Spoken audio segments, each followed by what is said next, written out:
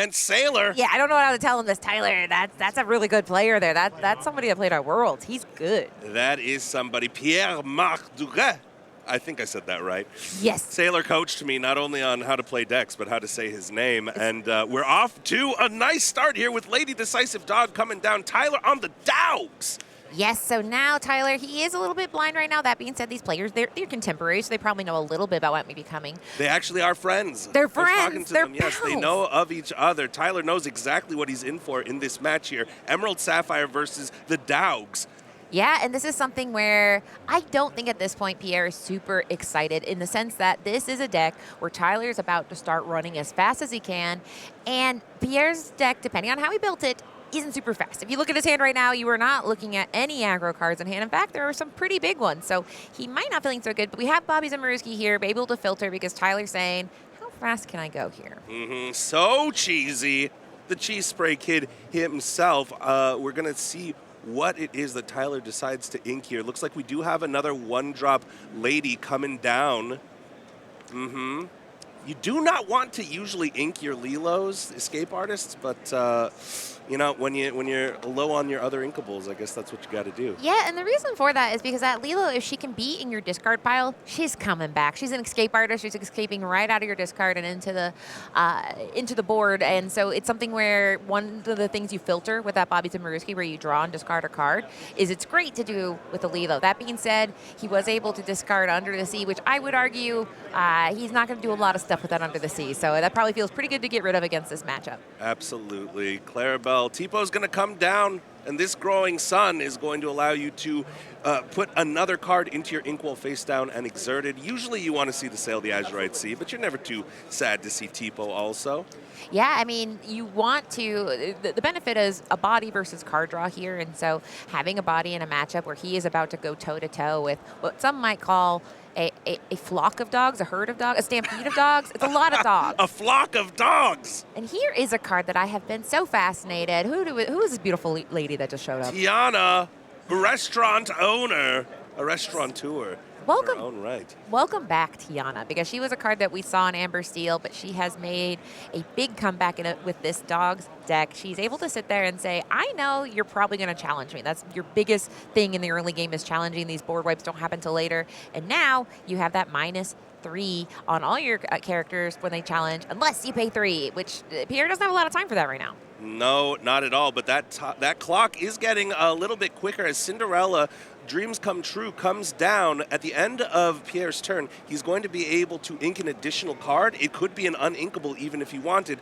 to draw a new card. Probably one of the most powerful cards to come out of Whispers in the Well. It is. It's a card where, you know, it's always a powerhouse when you have a card that's as beautiful as it is playable. And this is a card, she's a princess. She's a self-saving princess. So congratulations to her, because you need to have a princess in play. Congratulations, you played Cinderella, which anytime a card activates itself, great time. But there we go. Ooh, and another Tiana restaurant owner comes down. What this card does is when you try to challenge in, Tyler says, when the Tiana is exerted, you have to pay an additional 3. Otherwise, you're going to shave off 3 strength from any character trying to challenge in, which for a lot of characters in Pierre's deck, it's going to be an issue. It is, and it's something where, I mean, right now, Tyler is feeling pretty good, because, I mean, one Tiana is a problem, 2 Tianas, a 2-ana, if you will, is going to be even a bigger problem. So now he has to be decisive here, because we've got that John Silver, which will give Reckless, but Tiana has to be exerted. So Tiana could sing in theory. Now, there generally isn't a ton of songs, but there's ways around it, essentially. Reckless isn't the end, but Pierre right now is just trying to stabilize. He wants to get to that end of the game, which Tyler is putting tons of pressure on early. Yep, and notably, not a lot of singing cards, not a lot of song cards in Tyler's deck, other than maybe Della's Moon Lullaby. The Under the Sea's already been discarded, right? But that wouldn't really do anything other than put the Cinderella and Tipo under, which you don't want to exhaust all of your characters to do so. We'll see how Tyler decides to navigate this. You would love to see the Tramp, I think, the enterprising dog, to come down, give some strength to one of the ladies, kind of quest out fast. But Tyler is already notably at 7 lore here. Yeah, I mean, it gets to the point where you say, I'm not so worried about interacting with you. I'm going to take advantage of this time, this breathing room I have. In this case, we get another Lady Decisive Dog on the board. And yeah, at a certain point, you kind of say, this is my time. I'm just going to turn these cards sideways. And there, wow. We said, you wouldn't. And Tyler said, I wouldn't. Watch me. Amazing. Yeah. Under the Sea coming down.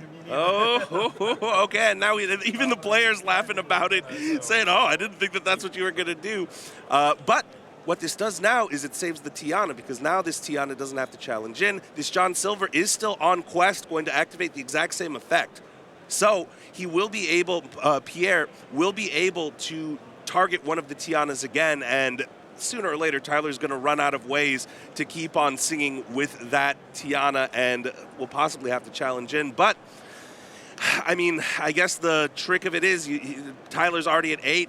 Hopefully you can just keep turning sideways and win the game that way. Exactly. And we can see what we talk about in the TCG world is the clock, where you say, how many turns do I have to turn this around?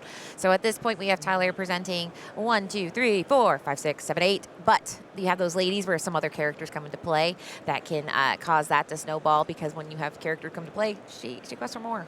Yes, you get 1 strength for each character that comes into play. When you pair that with the Tramp Enterprising Dog, like I was saying earlier, that Tramp Enterprising Dog allows you to add strength equal to the number of characters on the board. So when you add it to the Lady Decisive Dog, her ability that when she is 3 strength or more, she quests for 3. Yes, you have a couple different options. You can go ahead and add that strength from the Tramp. You can go a little bit wider, because at this point, we talk about the combo, because in Pierre's deck, this doesn't look like the Detectives build that we saw in round 1. This is the more top-end control style, where there's 2 pillars of the deck. We have that Clarabelle light on our hoofs and the Prince Philip, where we're trying to do the malicious, mean, and scary combo. But the time is running out for him to do that. So all he can do is say, I've got 1 John Silver against the world. What can I do to wipe a board with 1 Space Pirate? And you've got 2 Tianas exerted right exactly. now. Okay. Minusing 6 strength. So Pierre's doing the math right now. I mean, I don't know what you're supposed to do. This John Silver technically is going to be challenging for -1, and he doesn't even decide to quest it to give Reckless to anything. Let's see if that ends up biting him a little bit.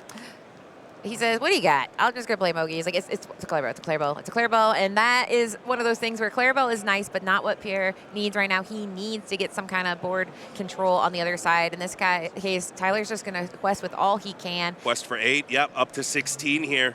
Yeah, and like you said, that Tiana, the reason she can be a problem is that you guys witnessed it, is you play Tiana and you're like, okay, you read it. But then when it's time to actually deal with the aftermath, the fact that you have 2 Tianas on the board, -3 is a problem. -6 is a very big problem. So we are seeing Pierre think through all the permutations of how he can use these 2 cards in his hand. But it is going to be rough, because really the only answer is that board wipe at this point.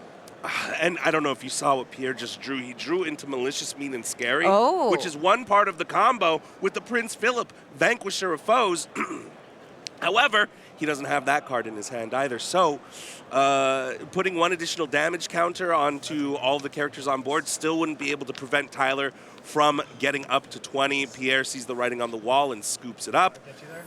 Yeah, and this is something that it's interesting, because, I mean, I was telling Liam, before these tournaments, we like to talk to players and be like, okay, what are you afraid of? And I mean, I think every Emerald Sapphire player I talk to says, I'm afraid of the dogs. But as you saw, not everyone in this room